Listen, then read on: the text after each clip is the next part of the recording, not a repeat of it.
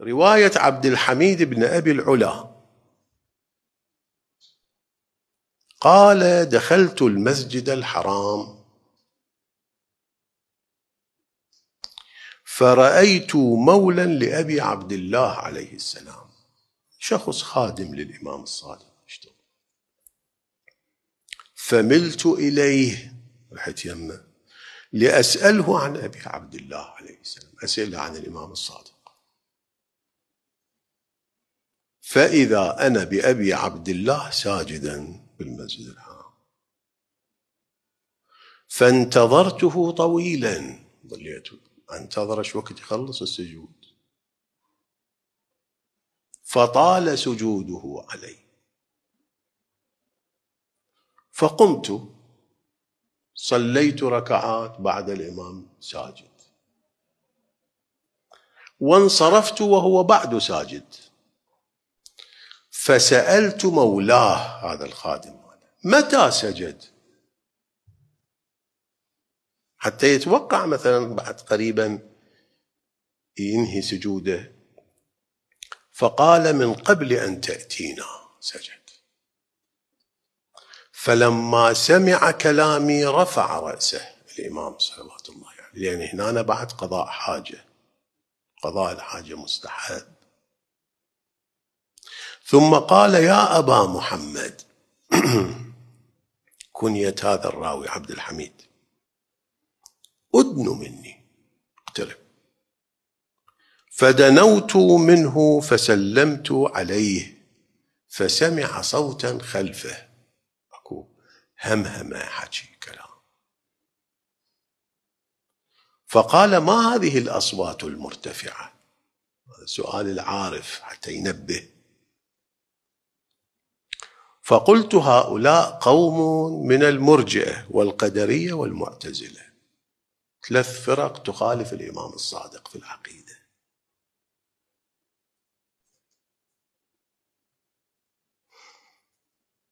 هسه تفصيل هاي الفرق ما عندي وقت أقوله. فقال: إن القوم يريدونني، ذول الفرق ال3، لو جايين عندهم حوار، لو جايين يطلبون فتوى أفتيهم، هذا التعليل مني، مو من الرواية، لو جايين للمجادلة والجدل.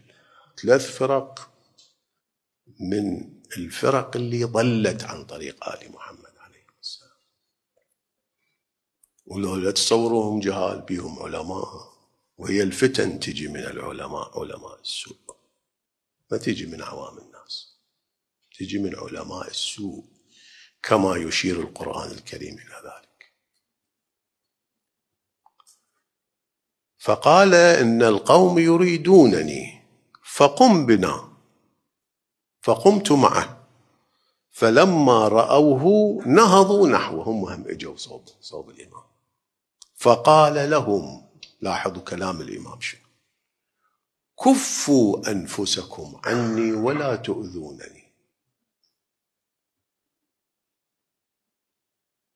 ليش؟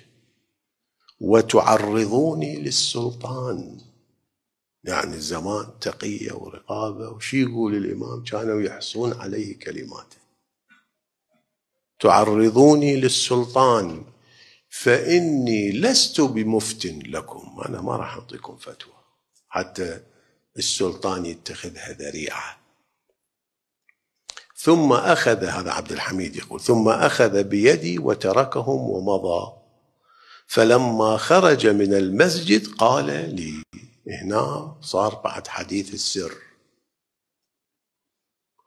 قال لي: يا أبا محمد، وهذا اللي اليوم كل مسلم لازم ينتبه له، مو بس المسلم، مسيحي يهودي على أي دين وعقيدة يكون، هذا كلام من أساتذة البشر، حتى اللي ما يعتقد به إمام معصوم يعتقد به أنه من أكبر أساتذة البشر الإمام الصادق،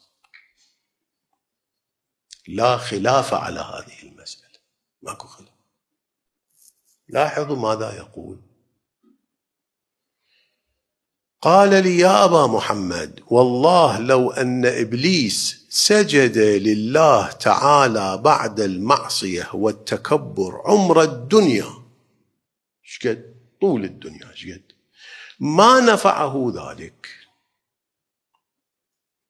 ولا قبله الله تعالى ما لم يسجد لآدم كما أمره الله تعالى. أمر واحد، عصا لم يسجد لآدم، لو كل الدنيا يعبد لا يشفع له، هو أمر واحد.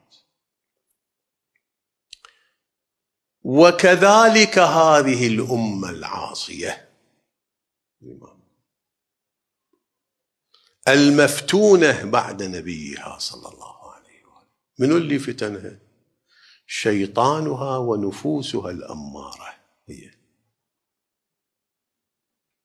وبعد تركهم الإمام الذي نصبه نبيهم صلى الله عليه وآله فلن يقبل الله لهم عملا.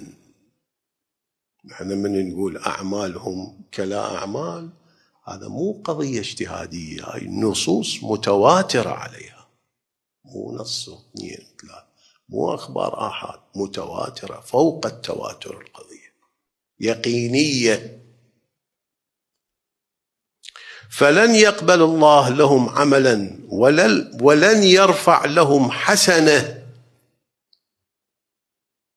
شنو تكون الحسنة؟ أي شيء تكون مستحبة واجبة ما ترفع، حتى يأتوا الله من حيث أمرهم ويتولوا الإمام الذي أمروا بولايته ويدخلوا في الباب الذي فتحه الله ورسوله لهم. واحد يقول لا أنا أريد أعبد الله على كيفي، يصح التعبد بكل مذهب وبكل دين، هذا حكي مخالف لصريح النصوص. طريق واحد إلى الله، سبيل واحد، ماكو سبل، ماكو طرق. يا أبا محمد إن الله افترض على أمة محمد صلى الله عليه وآله 5 فرائض. الفرائض: الصلاة والزكاة والصيام والحج وولايتنا، 5. فاللي يعتبر الولاية من فروع الدين هاي من فروع الدين، واللي يعتبرها من الأصول وهو الحق هي من الأصول، الأصل مقدم على الفرع. فرخص لهم في أشياء من الأربعة، من الصلاة والصوم والزكاة والحج، ولم يرخص لهم في شيء من الولاية. شنو يعني رخص لهم؟ إذا المصلي مثلا يجي يصلي مو لازم يتوضأ، إذا ما عنده ماء يتيمم، يرفع يده عن الوضوء. لازم يوقف ويقرأ الحمد ويقرأ السورة. إذا ما عنده مريض مبتلى نايم على سرير، الله عز وجل يقول له صلي وانت نايم، ما يحتاج توقف. يقدر يوقف، ما يقدر يركع، عليه عسر وحرج، عليه ضرر، لا تركع، يكفيك الإيماء والإشارة إلى الركوع. إذا تسافر ركعتين من الرباعية هم تروح 2.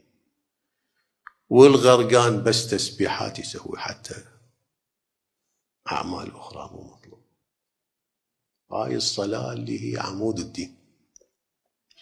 صيام مريض ما عليك، سفر ما عليك، زكاة وخمس، نصاب عندك زكي، خمس عندك زيادة 5، ما عندك ما عليك شيء. حج ما عندك استطاعة ما عليك حج. رخص الله عز وجل لعباده في الفرائض الأربعة إلا الولاية، ماكو ترخيص منها أبدا.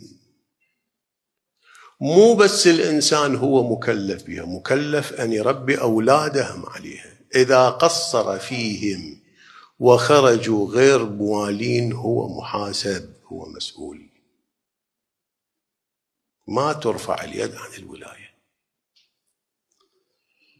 فالإمام صلوات الله عليه يقول: لم يرخص لأحد من المسلمين في ترك ولايتنا بأي حالة من الحالات يكون، لا والله ما فيها رخصة